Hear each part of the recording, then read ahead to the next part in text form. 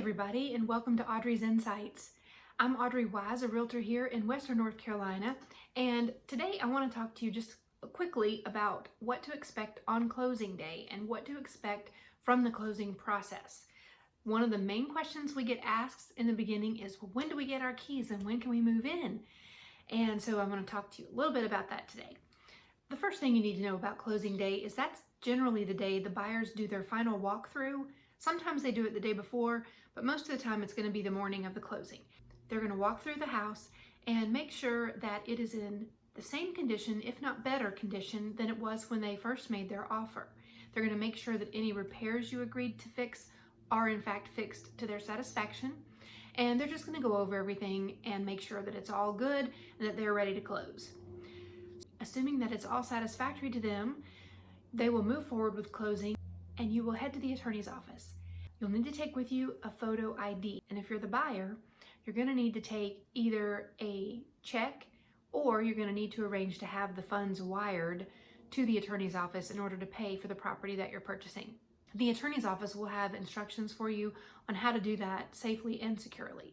Once you're there at the attorney's office, he or she will sit down with you and go over all the paperwork with you and make sure you understand everything that you're signing.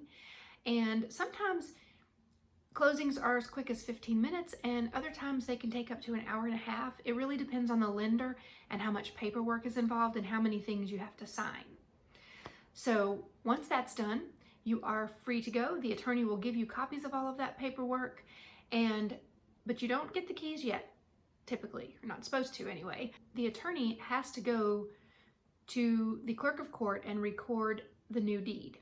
So they will do that at some point on closing day. Generally, they do it a couple of times a day.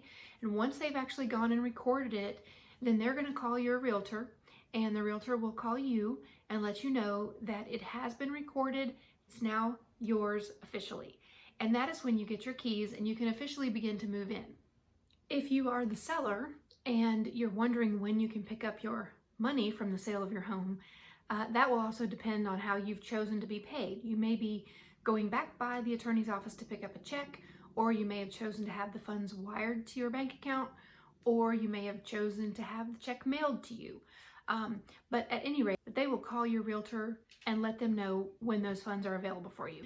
Just wanted to put that out there. Some people think you get the keys right when you close and when you sign all those papers, and typically that's not the case. You have to wait a little longer before you can actually move in.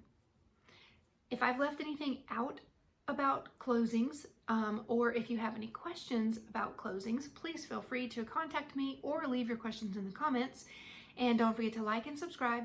I hope you all have a great day, and I will catch you next time on Audrey's Insights. Thanks for watching.